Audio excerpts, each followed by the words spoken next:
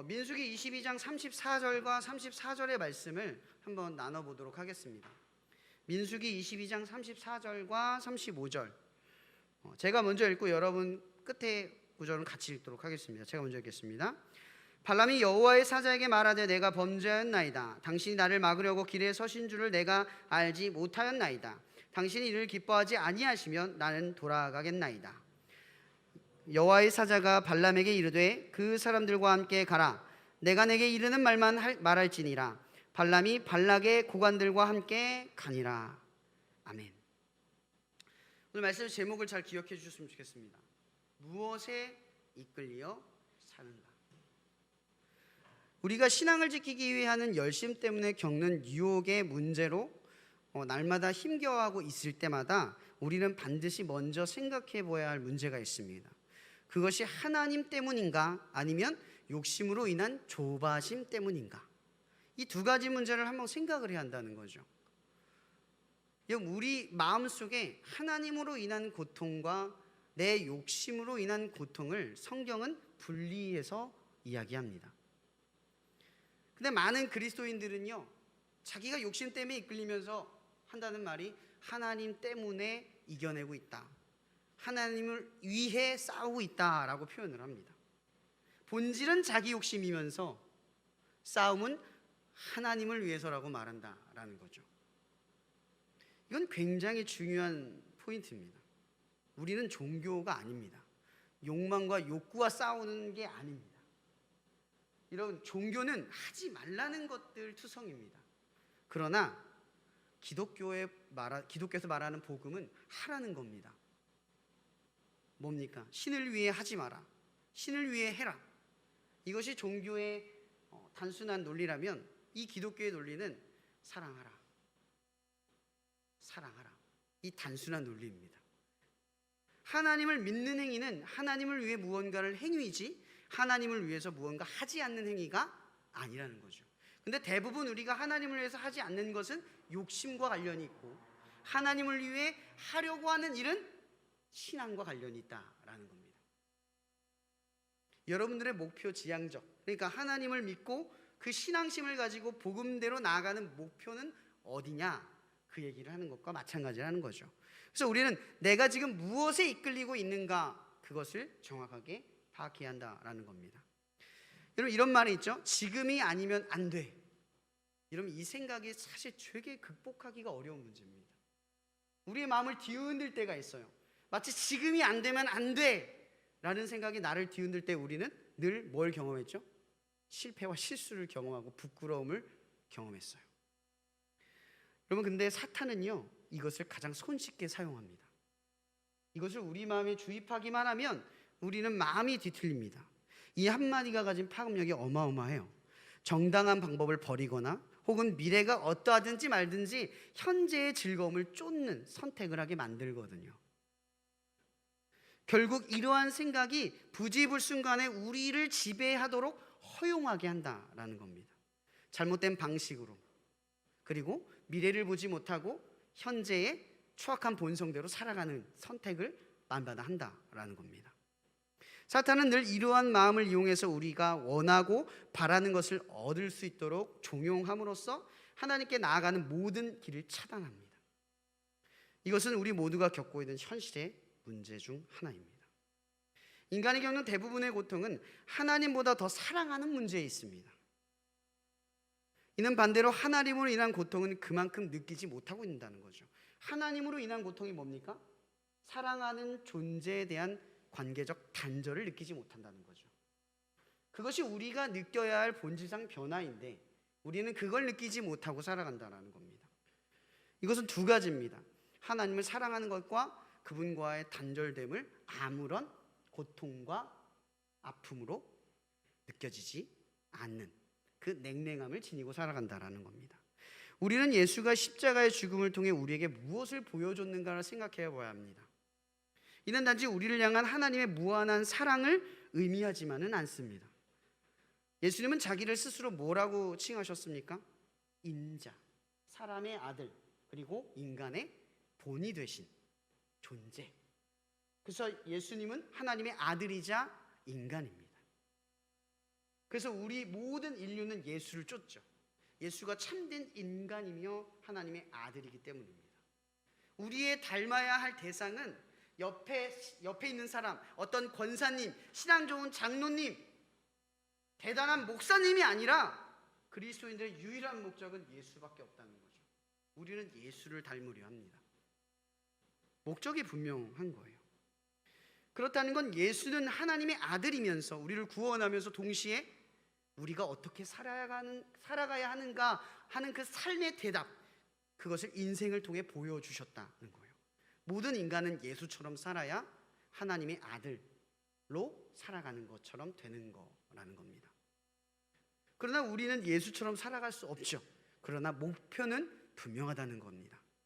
우리가 예수 앞에 설 때 뭘 느끼죠? 우리는 예수처럼 살 수 없구나, 죄인임을 느낍니다. 그래서 이 사이에 계신 분이 누구냐? 바로 성령님이라는 겁니다. 성령님은 우리의 연약함을 도우셔서 우리 안에 탄식하는 소리를 느끼게 하셔서 예수를 다시 따르게끔, 포기하지 않게끔 우리를 계속해서 붙들고 계신다라는 겁니다. 제가 말하고 싶은 것은 바로 이겁니다. 요한복음 1장 1에서 3절에 하나님과 말씀이 함께 계셨다라는 말을 2번이나 반복을 합니다. 여러분, 성경에서 2번을 반복한다라는 것은 굉장히 중요한 의미를 말한다라는 겁니다. 예수가 하나님과 함께 계셨답니다. 언제부터요? 태초부터 십자가에 죽기 전까지. 그러면 예수님께서는 이 죽음을 통해 가장 큰 고통 하나를 호소하셨죠. 그게 뭡니까? 하나님이 나를 버렸던 사건. 그러니까 죽음 때문에 하나님과의 단절을 느꼈던 고통을 이 예수는 인간으로서 가장 크게 느꼈다라는 겁니다. 그리고 첫 번째, 예수님의 공생의 기간 동안 예수님이 가장 신경 썼던 부분이 있습니다. 그게 뭡니까? 사역이 아닙니다. 복음을 전하는 일이 아닙니다. 그가 가장 신경 썼던 건 하나님과의 관계였습니다. 그것이 어디 나오냐면 마태복음 14장 23절, 마가복음 1장 35절, 마가복음 6장 46절, 누가복음 5장 16절, 누가복음 6장 12절, 누가복음 11장 1절에 예수님께서는 하나님께 기도하러 나아가셨다라고 설명하고 있습니다. 가장 바쁘고 분주한 시간에 절대 놓치지 않는 것이 있었습니다. 가장 위대하고 큰 사건 뒤에도 절대 잊지 않는 것이 있었습니다. 그것이 뭐냐? 하나님과의 관계였다는 거예요. 제가 지금 계속해서 강조하는 건 바로 2가지라는 겁니다. 우리가 하나님을 믿고 변화되어 삶을 살았다면 우린 2가지를 경험합니다. 첫 번째, 하나님을 사랑하는 것. 그리고 2번째, 하나님과의 관계적 단절의 두려움과 공포를 안다는 것. 그것이 우리에게 하나님을 경외하고 사랑하고 따라가게 하는 동력이 된다라는 겁니다. 근데 우리는 그것을 대부분 무감각하게 잊고 살아간다는 거죠. 우리가 사람들 앞에 보여주려고 하는 것이 무엇입니까? 종교적 신념, 종교적 행위, 거룩한 행위입니까? 아닙니다. 사람들에게 우리가 드러내야 할 것은 나와 하나님과의 그 넘치는 사랑의 관계입니다. 내가 죄인임에도 나를 허용하시고 나의 부족함에도 불구하고 그의 공동체로 부르신 하나님의 특별한 사랑을 세상 앞에 증명하려는 겁니다. 하나님은 더 이상 우리에게 두려운 분이 아니라 내가 사랑하고 애착하고 싶은 존재, 세상 무엇과도 바꿀 수 없는 그러한 존재라고 하는 것을 보여주려고 하는 거라는 겁니다. 야고보는 야고보 맨 첫 줄에 양자의 영을 받아 새롭게 변화받은 하나님의 자녀가 된 그리스도인들 그리고 교회에 대하여 이렇게 말합니다. 시험을 찾는 자는 복이 있나니 이는 시련을 견뎌내는 자가 주께서 자기를 사랑하는 자들에게 약속하신 생명의 면류관을 얻을 것이기 때문이라. 사람이 시험을 받을 때에 내가 하나님께 시험을 받는다 하지 말지니 하나님은 악에게 시험을 받지 아니하시고 친히 아무도 시험하지 아니하시느니라. 오직 각 사람이 시험을 받는 것은 자기 욕심에 이끌려 미혹됨이니 욕심이 잉태한즉 죄가 났고 죄가 장성한즉 사망을 낳느니라. 아멘. 우리 안에 있는 분명한 동기를 제대로 살피지 않은 채 그저 종교적 신념을 쫓아가게 되면 바로 이러한 결과를 맞이할 수 있다는 겁니다. 남들이 보기에 그럴싸한 신앙, 내가 보기에 잘 믿고 있다는 느낌이 아니라 하나님과의 관계로부터 느끼는 하나님의 자녀라는 확신이 없이 그저 종교적으로 나아가는 것을 이렇게 우리가 경계해야 한다라는 겁니다. 변화란 무엇을 의미합니까? 로마서 2장 28절에 언급했듯 표면적 유대인이 아니라 이면적 유대인을 뜻합니다. 행동의 변화는 분명한 동기를 갖죠. 이는 목적에 대한 변화입니다. 제가 말하는 건 행동이 변한다라는 게 아닙니다. 바로 목적의 변화이자 가치관의 변화가 일어난다는 겁니다. 그렇게 예수님은 바른 기도를 질문하는, 즉 주기도문, 어떻게 기도해야 하는지를 질문하는 제자들에게 예수님은 주기도문을 알려주면서 이런 말씀을 마태복음 6장에 말씀하고 있죠. 먹고 마시고 입는 것은 이방인이 구하는 것이요 그의 나라와 의를 구하는 것은 하나님의 자녀에게 마땅한 것이다. 여러분, 이것은 기도의 행위를 정말 거창한 미사 여구처럼 신앙적 행위를 예수께서 요구하시기 위해 제자들에게 가르친 게 아닙니다. 존재의 변화를 거친 이들에게는 추구해야 할 목적과 가치관이 전혀 다르다라는 겁니다. 무엇을 두고 기도하고 계십니까? 거기에 여러분의 목적과 가치관이 있다는 겁니다. 그렇게 야고보는 그것을 지적하는 겁니다. 우리가 하나님으로 인해 겪는 대부분의 시험은 존재적 변화로 인해 겪는 문제가 아니라 죄인의 본성을 버리지 못해 겪는 문제라는 겁니다. 예수님이 십자가의 죽음 앞에서 가장 분명하고도 확고한 기도를 드렸습니다. 시험에 들지 않게 깨어 기도하라. 마음에는 원이로되 육신이 약하다. 여러분, 여기까지는 예수님께서 우리를 긍휼하게 바라보십니다. 그러나 그분의 씨름은 연약함에 멈춘 것이 아니라 이렇게 말합니다. 두 번째 나아가 이르시되 내 아버지여, 만일 내가 마시지 않고는 이 잔이 내게서 지나갈 수 없거든 아버지의 원대로 되기를 원하나이다. 그러니까 기도의 목적은 나의 뜻이 꺾이고 하나님이 이기도록 하는 싸움이라는 겁니다. 왜 우리가 그렇게 합니까? 신에 대한 굴복과 복종이 의무이기 때문이 아니라 그분은 선한 의도를 가졌기 때문이고 내가 원하고 추구하는 것보다 내게 필요한 것을 주시는 분이라는 믿음을 갖기 때문이라는 겁니다. 그럼 예수는 십자가의 죽음을 선택해야 했지만 그 뒤에 부활이 있다는 믿음을 갖고 행동한 거라는 거죠. 인간인 예수는 믿음을 갖고 하나님에 대한 관계적 믿음을 갖고 행동했다라는 겁니다. 그래서 모든 인간은 예수처럼 하나님을 따를 때 지금 당장 일어나는 작금의 상황에서 하나님을 이해하는 것이 아니라 하나님에 대한 믿음을 갖고 하나님의 선한 의도를 경험해야 한다라는 겁니다. 경험하길 위해선 작금의 상황을 믿음으로 나아가야 한다라는 겁니다. 그렇지 않고선 하나님의 선한 의도를 알 바가 없습니다. 예전에 제게 어떤 사람이 그런 얘기를 하더라고요. 자기는 천주교를 다닌답니다. 천주교를 다니는 이유가 이겁니다. 11조를 내기 싫어서라고 합니다. 물론 교회가 11조에 대한 의미를 제대로 가르쳐주지 않았기 때문에 혹은 11조를 정확하게 목적대로 쓰지 않았기 때문에 그런 불만이 생길 수 있습니다. 그러나 제가 말하고 싶은 것은 11조는 교회를 위해 내는 것이기도 하지만 한 개인이 하나님 앞에 살아가는 방식을 터득하는 길이라는 것을 알아야 한다는 겁니다. 하나님께 나의 11조, 그러니까 이 소유의 하나님이 주신 은혜가 하나님의 일입니다. 이건 하나님이 주신 겁니다. 내가 노력해서 내가 땀 흘려서 번 돈이 아니라 하나님이 내게 주신 돈입니다 라는 겁니다. 신앙적 고백이죠. 12조를 뗄 때도 가장 마지막에 11조를 떼는 게 아니라 세전이냐 세후냐 고민하는 게 아니라 그냥 당연하게 먼저 떼어주는 겁니다.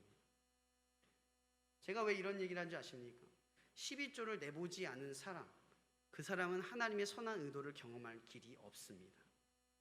그러니까 11조 내는 게 불만인 사람이 11조를 왜 내느냐라고 질문한다면 저는 말할 수 있습니다. 내보지 않고 어떻게 하나님의 의도를 경험할 수 있다, 경험했다 장담합니까? 저는 경험해 왔습니다. 월급 80만 원을 받을 때 8만 원을 11조를 내며 헌금을 다 내고도 하나님께서 갚으시는 역사를 경험했습니다. 저는 그때의 역사를 아직도 경험하지 못합니다. 아직도 잊지 못합니다. 지금도 그래서 돈이 생기면 제일 먼저 하는 행동이 이건 하나님 겁니다. 그리고 가끔은 타협할 때마다 그 찔림을 줄 때 하나님의 의도대로 살아가며 겪게 되는 일이 있습니다. 여러분, 저는 알다시피 공장을 다니면서 돈을 법니다. 7, 8월은 돈을 벌 일이 없습니다. 계속 사역을 다니느라. 근데 어떻게 이렇게 다니는지 참 신기합니다. 요즘은 예찬이를 통해서 갑자기 알바를 하게 돼서 부족한 금액이 채워지는 역사를 또 경험합니다. 하나님은 내게 충족하게 채워지진 않습니다. 그러나 11조를 하나님께 드릴 때 하나님이 내 삶을 공급하고 채워주시는구나, 하나님은 살아계시는구나를 날마다 경험할 수 있었다라는 겁니다. 지금도 마찬가지입니다. 수없이 타협하고 물러설 수 있겠지만 이런 것을 통해 나는, 그리고 우리 모두는 하나님의 선한 의도를 조금씩 눈치채 갈 수 있다라는 겁니다. 제가 말씀드리고 싶은 것은 우리가 겪어보지 않고선 하나님의 선한 의도를 알 바가 없다라는 겁니다. 여러분, 사도 바울은 이렇게 유혹에 이끌려 거짓된 목적과 가치관을 끌려가는 사람들에 대한 신앙적 열심을 이렇게 지적합니다. 그러므로 나는 다름질하기를 향방 없는 것 같이 아니하고 싸우기를 허공을 치는 것 같이 아니하며 내가 내 몸을 쳐 복종하게 하면 내가 남에게 전파한 후에 자신이 도리어 버림을 당할까 두려워함이로다. 우리의 신앙적 열심이 헛되지 않도록 분명한 목적과 가치관을 성립시켜야 한다라는 겁니다. 무엇을 위해 씨름합니까? 무엇을 위해 싸워갑니까? 그리고 무엇에 끌려가고 있습니까? 우리가 끌려가야 할 분은 오직 하나님밖에 없음을 인정합니다. 바로 이러한 모습은 우리에게 아주 잘 보여주는 것이 오늘 본문의 보울의 아들 발람의 모습입니다. 이런 발람은 결국 완고한 자의 결말로 나아갑니다. 이는 완전한 결국입니다. 이런 모압 자손인 발락, 그러니까 모압의 왕 발락은 자기들 향해 다가오는 이 이스라엘 민족에 대한 두려움에 사로잡힙니다. 근데 일전에 바로 앞장이죠. 하나님께서는 이 형제의 나라 에돔과 모압과 암몬을 치지 않고 그들에게 권유하여 그 땅을 지나가도록 명령하십니다. 그런데 에돔 왕 시온이 그 길을 막아서며 이스라엘을 치려하다가 오히려 벌의 공격을 받아 죽게 되는, 그러니까 이스라엘의 힘으로 역사하여서 이긴 전쟁이 아니라 하나님께서 이스라엘을 축복하셔서 이긴 싸움이 그 땅 가운데에 퍼지게 됩니다. 이 이야기는 이스라엘의 영성이 아니라 하나님이 이스라엘과 함께 하셔서 이스라엘이 이기고 있다, 저 이스라엘을 함부로 대해서는 안 된다, 저 이스라엘은 하나님의 백성이다 라고 하는 것이 그 지역에 선포되었다라는 겁니다. 결국 이스라엘의 명성은 하나님이지 이스라엘의 능력이 아니라는 겁니다. 바로 그런 가운데 모압 왕 발락은 이 사실을 알고도 누구를 막아섭니까? 이스라엘을 막아섭니다. 근데 이 모압 왕 발락이 선택하는 방식을 한번 볼 수 있습니다. 굉장히 상식적이어야 되는데 비상식적입니다. 보통은 군대를 일으켜서 이스라엘을 쳐야 되는데 군대가 그 백성들이 너무 많으니까 감히 생각을 못하자 비상식적인 방법을 떠올리는데, 그게 뭐냐 하면 그 근방에 있었던 보올의 아들 발람에게 이 이스라엘을 저주하도록 권유하는 겁니다. 상식적인 이야기가 아닙니다. 이 발락이 이 장로들과 고관들을 복채에 들려, 그러니까 돈을 가지고 이 누구에게, 발람에게 저주할 수 있도록 권유하기 위해 찾아갑니다. 근데 이 발람은 처음의 권유를 완강하게 거부합니다. 왜냐? 하나님께서 바라지 않기 때문입니다 라고 이야기합니다. 그러자 발락은 그 사람들보다 조금 더 직책이 높고 왕의 가장 측근인 사람들을 다시 이 누구에게 보냅니까? 부올의 아들 발람에게 보냅니다. 그런데 참으로 안일하게도요, 두 번째 권유가 왔을 때 발락이 이런 말을 합니다. 발람이 발락의 신하들에게 대답하여 이르되 발락이 그 집에 가득한 은금을 내게 줄지라도 내가 능히 여호와 내 하나님의 말씀을 어겨 덜하거나 더하지 못하겠노라. 여러분, 이 말은 마치 베드로가 내게는 은과 금이 없거니와 내게 있는 것을 내게 주노니 나사렛 예수 이름으로 일어나 걸으라 라는 말과 똑같이 느껴집니다. 근데 전혀 다른 의미입니다. 왜 갑자기 발람이 왜 은금을 이야기했을까요? 은금을 내게 줄지라도. 이것은 은근한 내심을 표현했다라는 겁니다.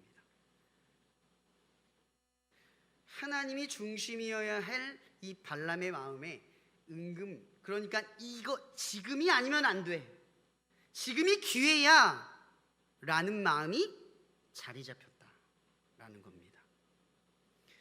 근데 여러분, 우린 기억해야 합니다. 그가 22절에 뭐라고 말합니까? 그가 감으로 말미암아 하나님이 진노하사, 죄송합니다. 네, 발람이 이런 말을 하고 난 뒤에 다시 그 밤에 기도를 하죠. 하나님, 갈까요? 말까요? 근데 어떻게 됩니까? 발람이 갑니다. 분명히 하나님이 가지 말라고 했는데 발람이 하나님께 기도해서 갑니다. 여러분, 이거 순종인가요? 순종하지 아닌가요? 기도했기 때문에 순종인가요? 분명히 하나님은 가지 말라고 했습니다. 그러면 발람이 무슨 기도를 드렸을까요? 제안을 했겠죠. 하나님을 설득하려 했겠죠. 그렇게 하나님은 발람의 기도에 응답하시고 그 발람을 가도록 허용하십니다. 우리는 이런 하나님을 이해할 수 없을지 모릅니다. 그러나 우리가 하나님과 자녀, 아버지와 자녀의 관계 속에서 이해하기 쉽죠. 여러분, 자녀가 간곡히 요청하면 부모는 들어주기 마련입니다. 마찬가지입니다. 발람, 하나님, 내가 절대 가서 그러지 않을 테니 나를 보내주십시오. 절대 그렇지 않습니다. 하나님, 내가 거기 가서 하나님의 영광을 드러내겠습니다. 물론 이건 픽션입니다. 하나님은 그런 발람의 기도를 들으시고 그를 보내십니다. 여러분, 보통 이렇게 끌려가면 이제 하나님이 허용했으면 하나님이 선택하신 거고 놔두면 그만입니다. 그런데 하나님께서 22절에 그가 뭐라고 하냐면 그가 감으로 말미암아 하나님이 진노하셨대요. 왜 진노하셨을까요? 그가 갔기 때문에 진노했을까요? 아니요. 신앙적 행위가 하나님의 뜻과 거리가 멀어서 화를 내신 게 아닙니다.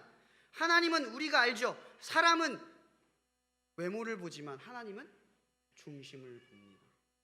그렇다는 얘기는 이 발람이 지금 하나님께 가라고 했던 그 말씀을 듣고 준행하여 가는 마음이 지금 떠났다는 얘기입니다. 뭐에 이끌려서? 은금에 이끌려서. 하나님을 위해 가는 척하지만 하나님을 위해 가는 게 아니라는 겁니다. 하나님을 위해 씨름하는 것처럼 보이는 그의 모습은 욕심에 이끌려 씨름하고 있는 거라는 겁니다. 32절 33절에 이렇게 말합니다. 여호와의 사자가 그에게 이르되 너는 어찌하여 내 나귀를 이같이 3번 때렸느냐? 보라, 내 앞에서 내 길이 사악함으로 내가 너를 막으려고 나왔더니 나귀가 나를 보고 이같이 3번을 돌이켜 내 앞에서 피하였느니라. 나귀가 만일 돌이켜 나를 피하지 아니하였더라면 내가 벌써 너를 죽이고 나귀를 살렸으리라. 하나님 보십시오. 하나님은 긍휼이 넘치시는 분입니다. 그가 삐뚤어진 의도와 생각을 가지고 떠난 길이었음에도 불구하고 하나님께서는 그를 바른 길로 이끄시기 위해 나귀를 통해 3번이나 그의 길을 막았습니다. 보통 하나님이 이 정도 막았으면 가지 않는 게 정상입니다. 제가 틀립니까? 이렇게 뚜렷하게 하나님이 막았으면 안 가는 게 정상입니다. 그래서 그가 뭐라고 말하냐면 이렇게 말합니다. 당신이 이를 기뻐하지 아니하면 나는 돌아가겠습니다. 여러분, 발람은 하나님의 말씀을 듣는 사람입니다. 그렇다는 것은요, 거룩하다라는 겁니다. 여기서 말하는 거룩함은 하나님과 관계했기 때문에 그의 삶에 스며든 거룩함이라는 거죠. 하나님과 관계하는 이들은 거룩합니다. 여러분, 하나님의 말씀을 듣는 것 자체가 거룩하다는 증표입니다. 이 발람은 거룩한 사람이었습니다. 그래서 우리는 그 거룩한 발람에게 거룩한 태도를 당연히 기대해야만 마땅하다라는 거죠. 근데 이 발람은 거룩한 척하지만 결국 조금씩 변질되어가는 모습을 우리에게 보인다라는 겁니다. 그러나 중요한 것은 이 발람이 하나님이 기뻐하지 아니하면이라는 표현을 했다는 겁니다. 여러분, 여러분들이 죄를 지었을 때 죄책감 때문에 여러분의 삶을 돌이키는 게 아닙니다. 하나님이 기뻐하지 않는 것이 내가 바라지 않는 일이 되기 때문이라는 거죠. 관계적으로 마음을 돌이키는 거지 죄책감 때문에 우리의 행동을 수정하는 게 아니라는 겁니다. 거룩한 자 발람은 하나님이 기뻐하지 않는 일을 멈추려 합니다. 이게 거룩함의 징표예요. 아직 발람은 넘어가지 않았습니다. 이때까지만 해도 발람은 무사했습니다.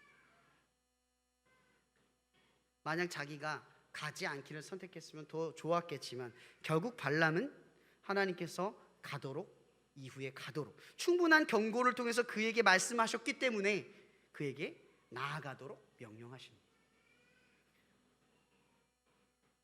그리고 이 발람이 이 왕 앞에 서게 되는 거죠.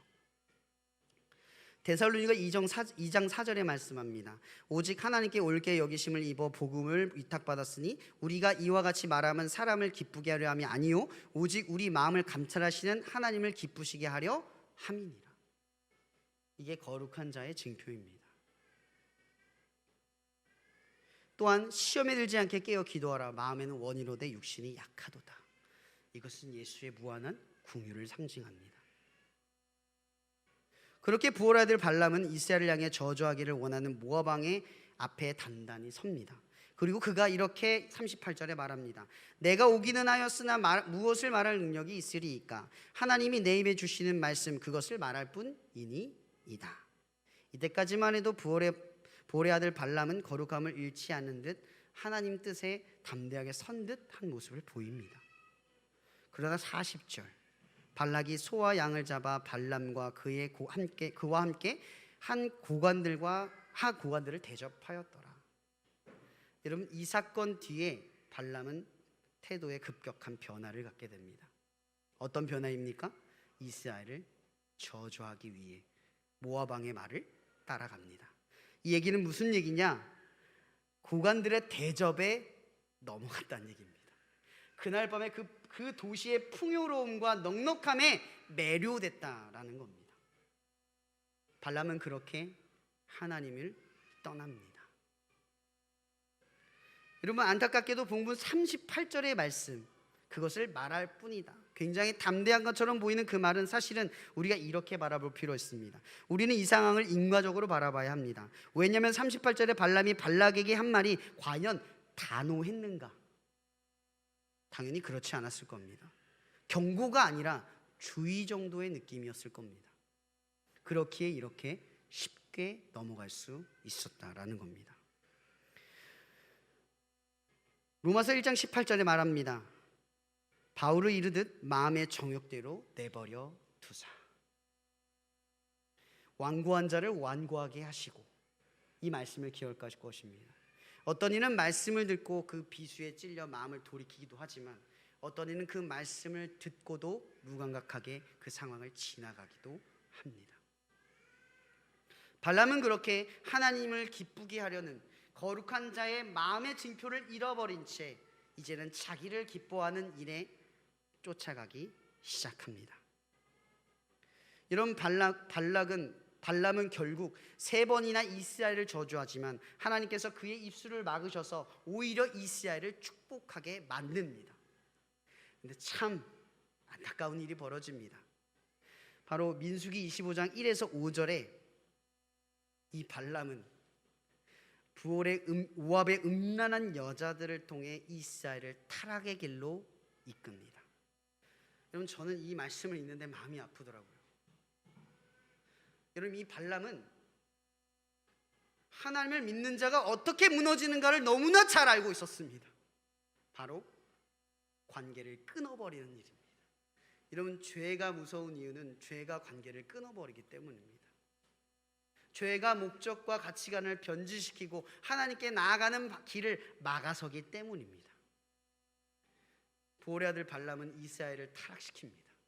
그렇게 모압 여자들과 통혼을 시켜 그들의 거룩함을 훼손시켜 더 이상 하나님께 나아가지 못하는 큰 죄를 저지르도록 만듭니다. 보리 아들 발람은 누구보다 거룩한 자였기에 하나님을 잘 알고 있었습니다. 하나님이 그의 뜻을 가로막아 서는 것을 통해 하나님의 선한 뜻을 받아들이지 않고 오히려 욕심에 이끌려 거룩하지 않게 되므로 하나님께로부터 떠나는 길을 발람은 선택하게 됩니다. 이는 곧 이스라엘을 향해서도 동일한 방법을 모압 왕 발락에게 제시한 것입니다. 자기처럼 이스라엘을 하나님께로 떠나게 만드는 방법, 바로 거룩하지 않도록 하는 겁니다. 거룩함은 하나님과의 관계에서 흘러나오기 때문입니다. 그것은 자신처럼 욕심에 이끌려 하나님을 중심에서 내려앉히도록 만든 일입니다. 예레미야는 결국 멸망에 다다른 예루살렘을 향하여 멸망 이전에 외칩니다. 내 백성이 두 가지 악을 행하였으니 곧 그들이 생수의 근원인 나를 버린 것과 스스로 웅덩이를 판 것인데 그것은 그물을 가두지 못할 터진 웅덩이이니라. 우리가 귀 기울여야 할 것은 하나님의 경고, 즉 하나님의 말씀은 우리를 향한 하나님의 간절한 외침이라는 겁니다. 하나님의 말씀이 우리의 삶에 비수처럼 내려와 꽂힐 때 우리는 하나님에 대한 원망보다 우리를 향한 선한 의도를 되물어야 합니다. 우리를 구원하는 것은 우리가 원하고 바라는 것에서 흘러나오는 것이 아니라 오직 하나님으로부터만 나오는 일이기 때문입니다. 요한복음 4장 13절에서 15절의 말씀입니다. 예수께서 대답하여 이르시되 이 물은 마시는 자마다 다시 목마르려니와 내가 주는 물을 마시는 자는 영원히 목마르지 아니하리니 내가 주는 물은 그 속에서 영생하도록 솟아나는 샘물이 되리라. 여자가 이르되 주여 그런 물을 내게도 주사 목마르지도 않고 또 여기 물 기르러 오지 않게 하옵소서. 우리는 항상 이 경계에서 씨름해야 합니다. 하나님을 버리는 일과 터진 웅덩이 같은 욕심에 이끌려 어쩔 수 없었다라는 자기 합리화로 결국 죽음에 이를 것인지, 아니면 영원히 목마르지 아니하는 물이 솟아나는 예수님을 향한 믿음을 지킬 것인지, 우리는 날마다 이와 같은 선택 앞에 서야만 한다라는 겁니다. 바울은 믿음 안의 선자들을 향하여 경고합니다. 뱀이 그 관계로 하와를 미혹한 것 같이 너희 마음이 그리스도를 향하는 진실함과 깨끗함에서 떠나 부패할까 두려워하노라. 어떠한 과부들은 이미 믿음을 버리고 사탄을 따라갔노라. 원하고 바라는 일에 대한 조급함을 버리고 하나님의 선한 뜻을 받아들이는 것이 아버지의 원대로 이루어지는 길입니다. 그렇게 우리의 기도는 늘 나의 뜻과 하나님의 뜻과 그 사이에서 연약함을 도우시는 성령님께 의지하여 예수의 은혜를 상고하며 바라봐야 합니다. 누구보다 빨리 이뤄내기를 열망하고 양보와 배려보다 자기 주장이 더 중요한 이 시대에 우리에게 인내는 위대하지도 대단하지도 않는 하찮은 능력처럼 여겨집니다. 그러나 기억하셔야 합니다. 성경성 모든 인물은 바로 인내로부터 완성되었습니다. 그 인내가 무엇입니까? 나의 뜻을 멈추고 하나님의 뜻을 기다리는 법. 결과와 우리 안에 이루어지는 우리가 하나님의 뜻이 나의 뜻을 이기는 그 훈련을 통해 내가 바라는 것의 결과와 우리 안에 이루시는 역사를 통해 깨닫는 우리를 향하신 선한 뜻을 경험하기 때문입니다.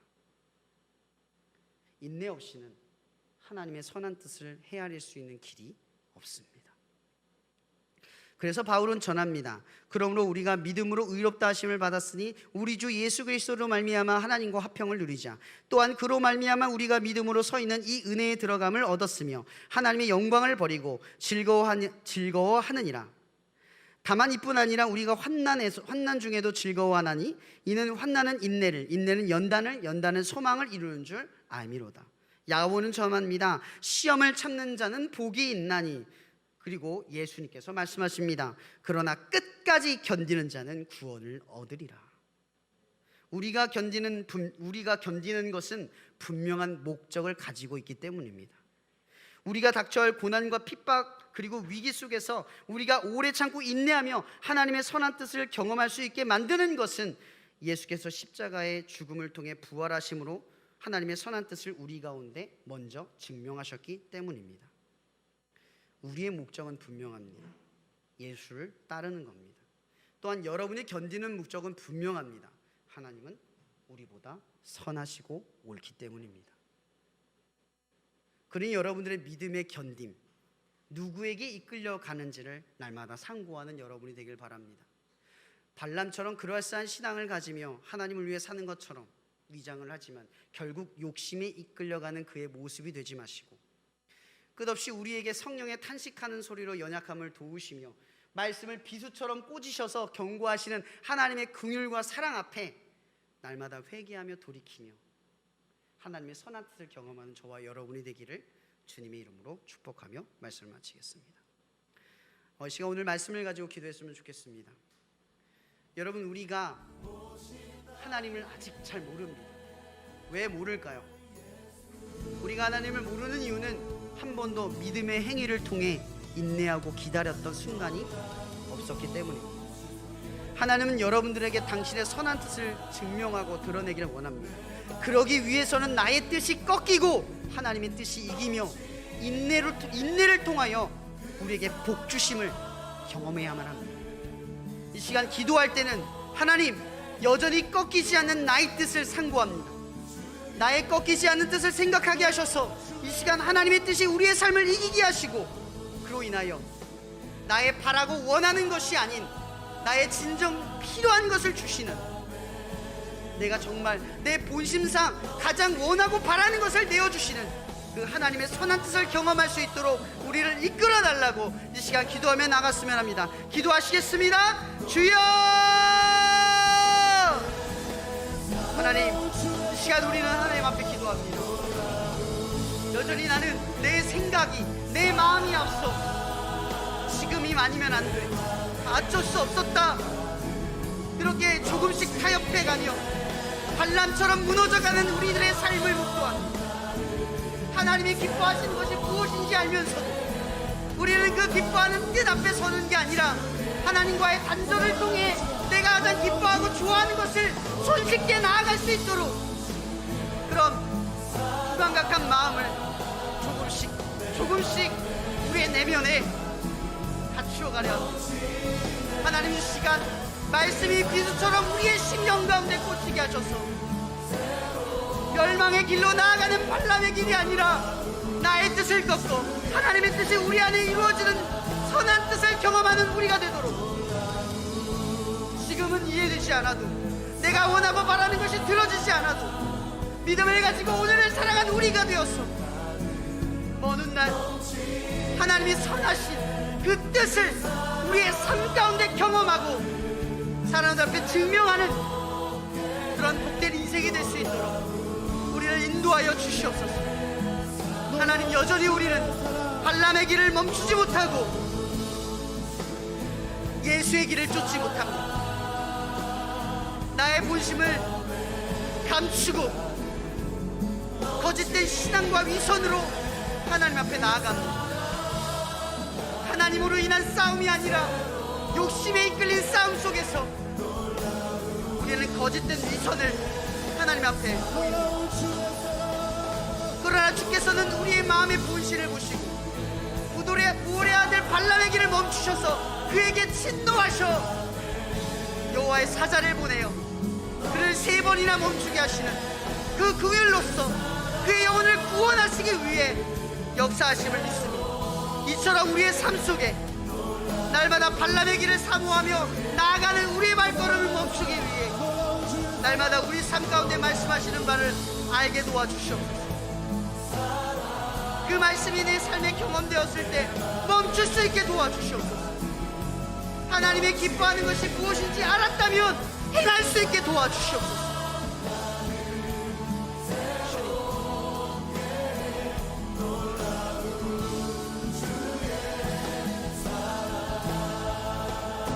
이 시간 다시 한번 기도할 것은 여러분, 우리들의 신앙적 위선을 생각해 봅시다. 우리는 정말 하나님 때문에 힘들어했습니까?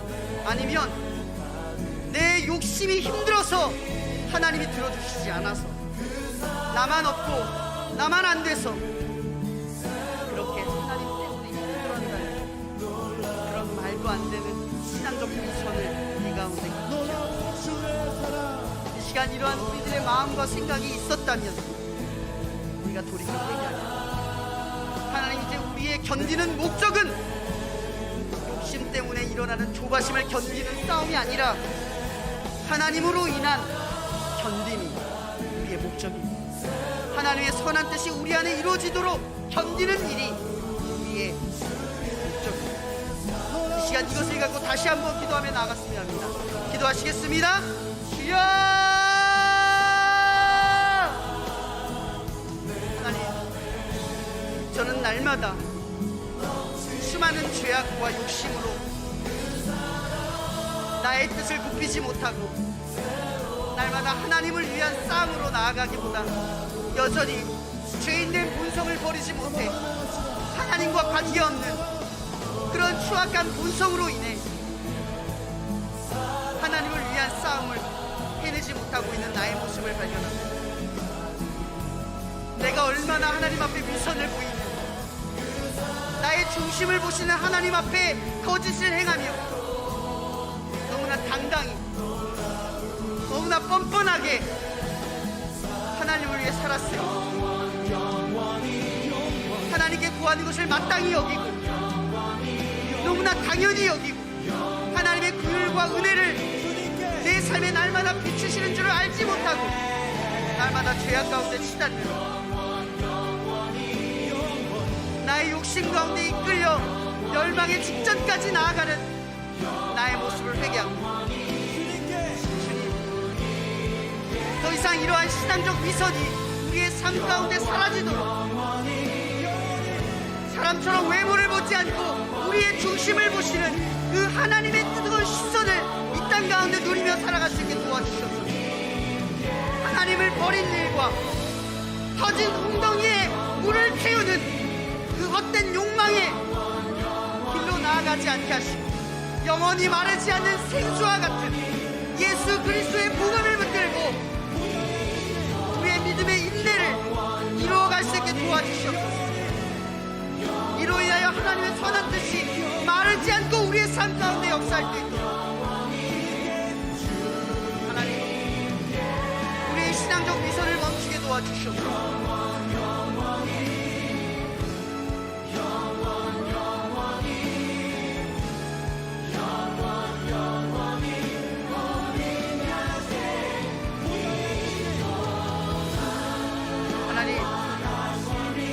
시간 우리의 삶 가운데 말씀하신 줄 압니다.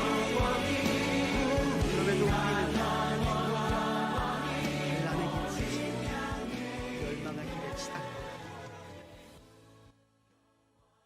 절망의 늪에 빠지는 그런 신앙적 위선으로 인한 죄 때문에 우리는 하나님을 떠나며 터진 웅덩이에 나의 욕망을 치우는 헛된 신앙적 수고로 우리의 삶을 무너뜨립니다. 그러나 주께서는 보려야 될 발람의 길을 멈춰서서 당신의 긍휼을 그 가운데 베푸심과 같이 우리의 삶에도 동일하게 베푸시는 줄 우리는 압니다. 우리를 전욕 가운데 내버려 두시지 않도록 하나님의 말씀을 듣고 돌이켜 언제나 하나님의 관계, 그러니까 하나님이 기뻐하시는 일에 나의 마음이 다시금 매일 수 있도록 날마다 우리의 심령을 촉구하여 주시옵소서. 이제는 더 이상 욕심에 이끌려 하나님을 위한 싸움으로 위선을 부리지 않게 하시고 오직 하나님의 말씀대로 행하는 씨름으로 견디며 선한 뜻을 경험하는 당신의 자녀들 되게 하여 주시옵소서. 그렇게 우리에게 조금씩 영원히 마르지 않는 샘물을 경험케 하셔서 날마다 그 샘물을 바라며 그 영원한 날을 꿈꾸며 이 땅에서의 소명을 다할 수 있게 도와주시옵소서. 또한 주님께 간구하는 것은 우리가 견디는 목적을 잃어버리지 않게 하여 주시옵소서. 우리는 우리의 욕심에 못 이겨 싸우는 견딤이 아니라 하나님을 인하여 그 견딤을 우리는 이루려 합니다.